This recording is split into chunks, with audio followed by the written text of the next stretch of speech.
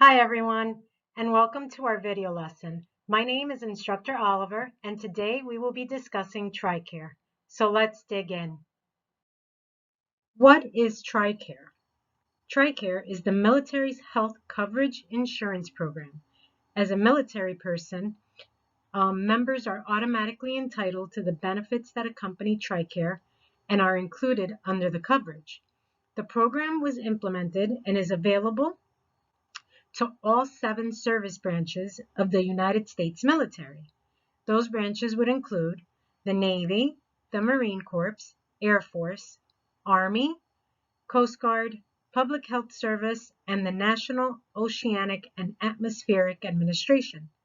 To utilize and access the benefits of Tricare, it is essential that the member be enrolled and registered validly and efficiently in the Defense Enrollment Eligibility Reporting System, which is otherwise referred to in the military vernacular by its simple acronym of DEERS.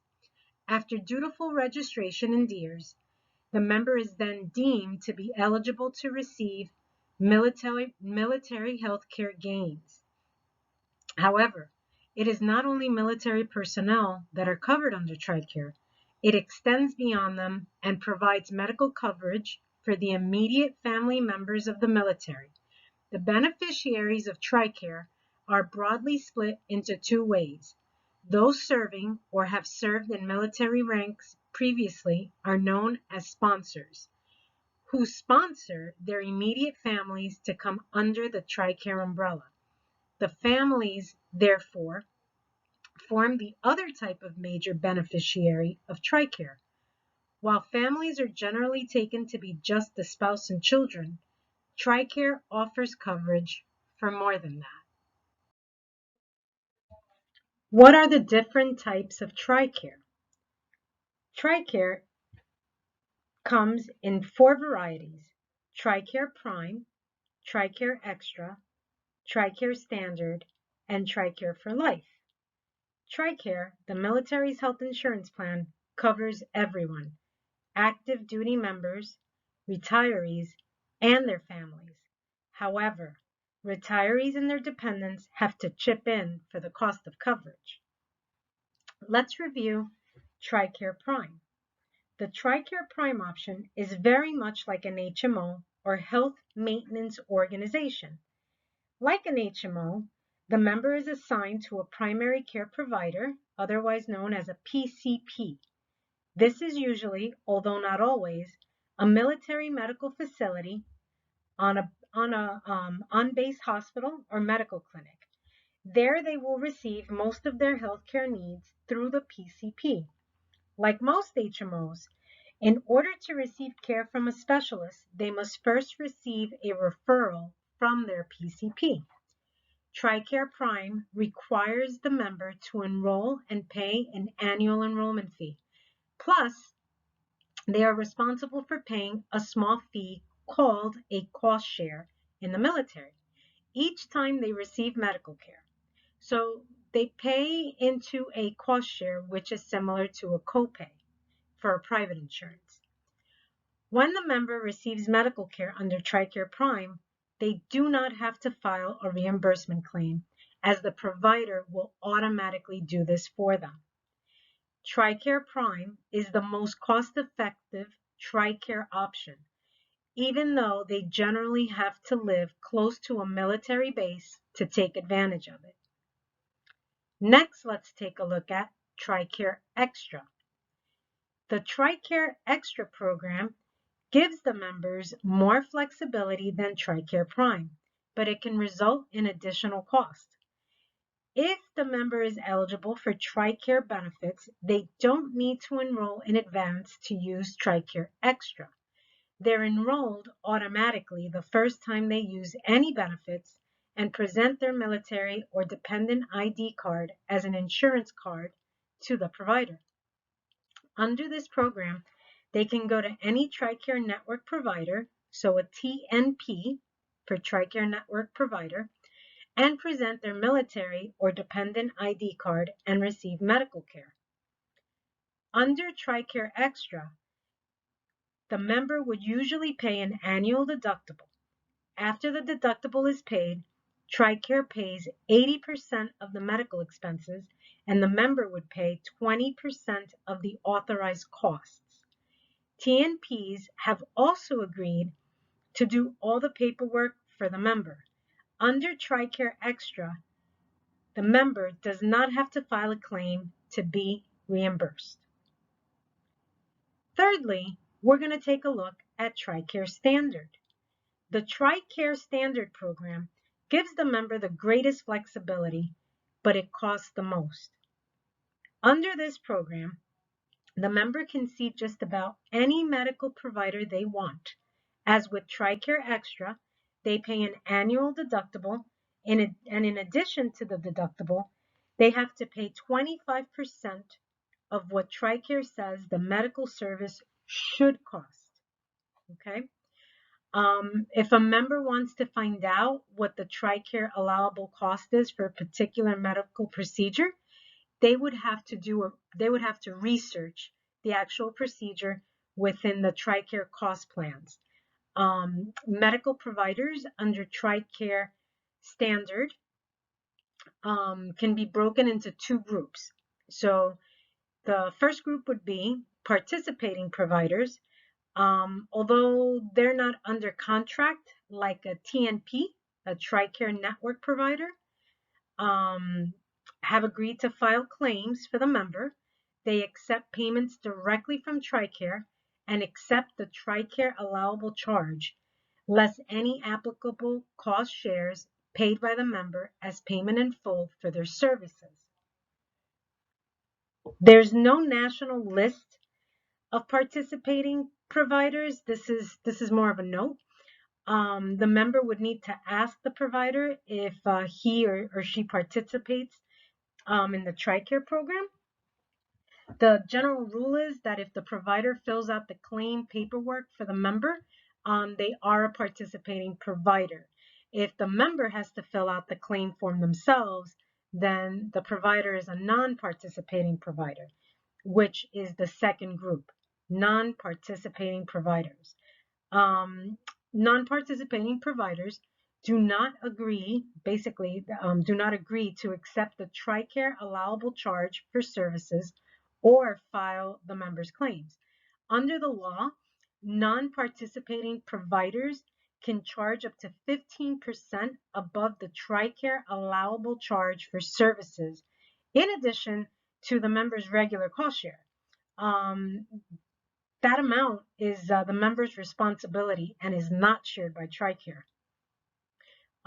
If the member sees a non-participating provider, they might have to pay the provider first and then file a claim with Tricare for reimbursement.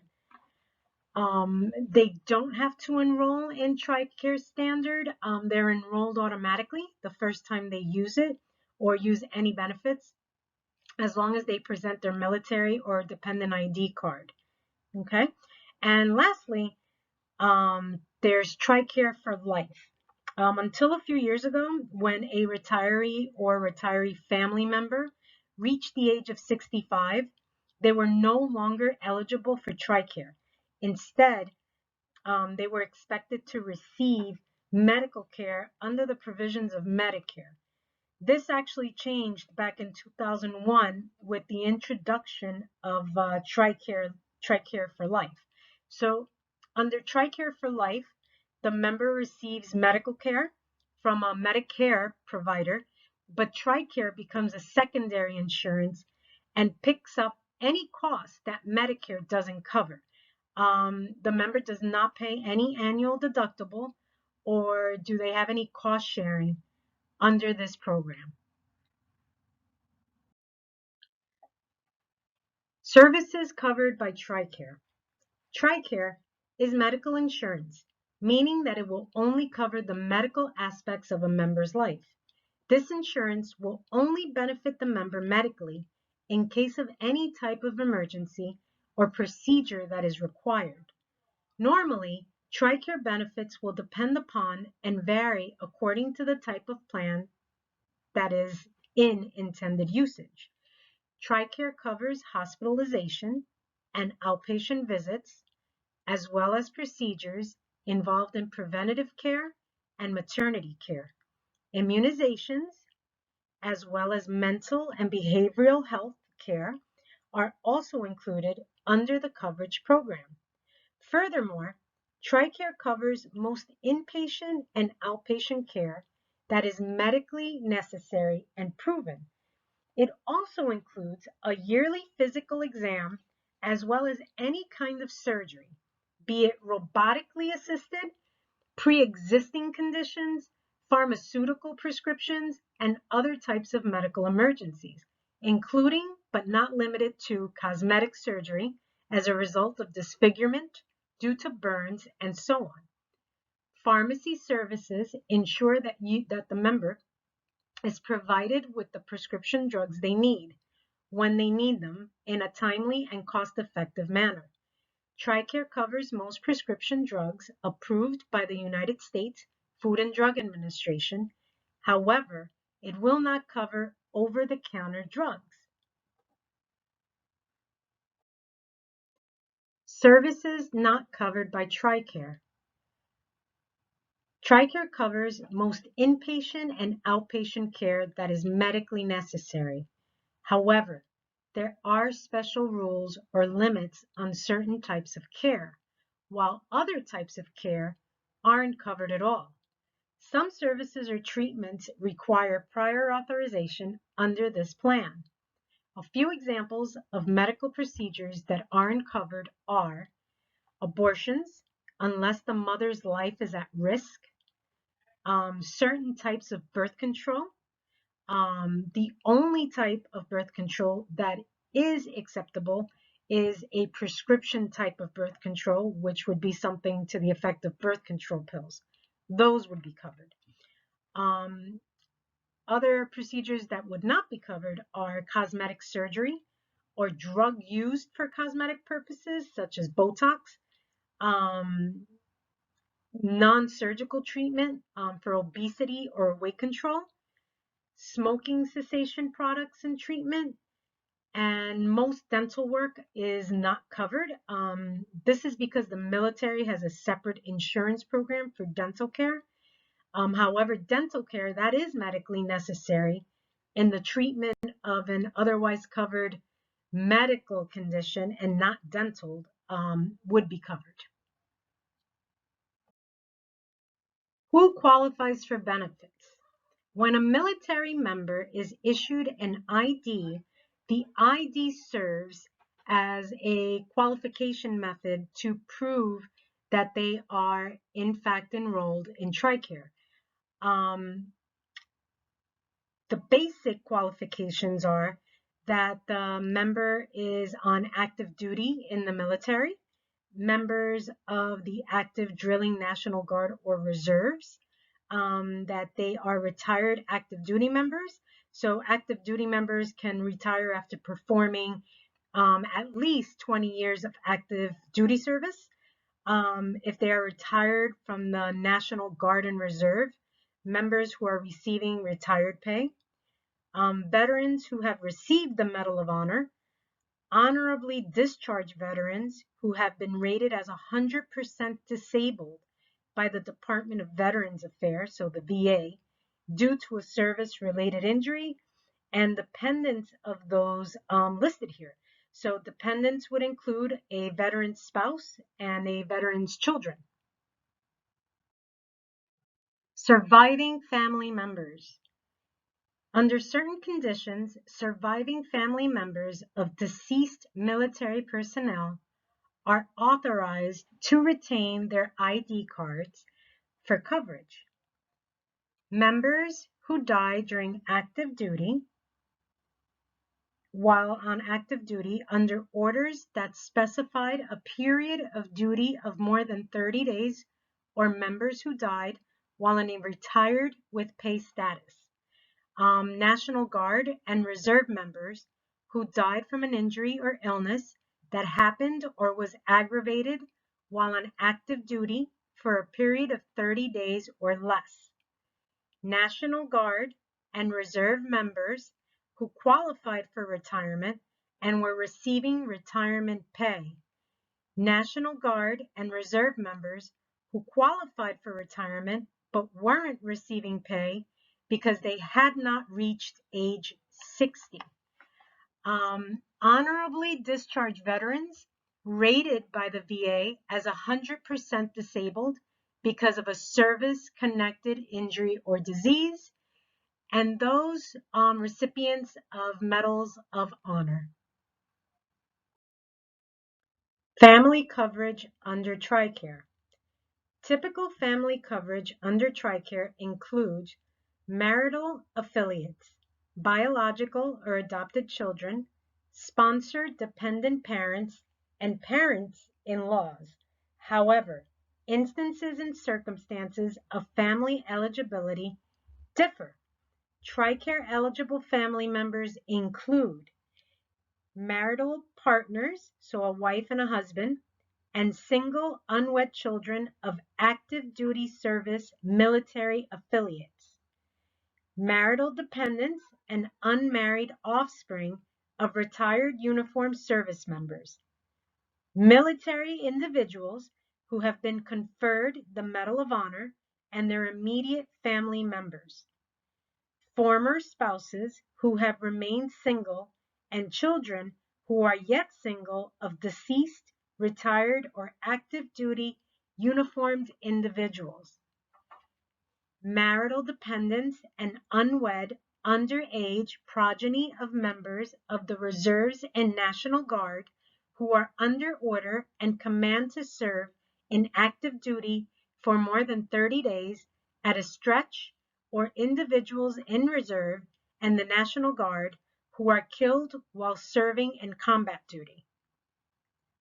The wives and or husbands and their respective single as yet underage children of reservists and member of the National Guard who are killed under any kind of circumstance or condition pertaining to active combat.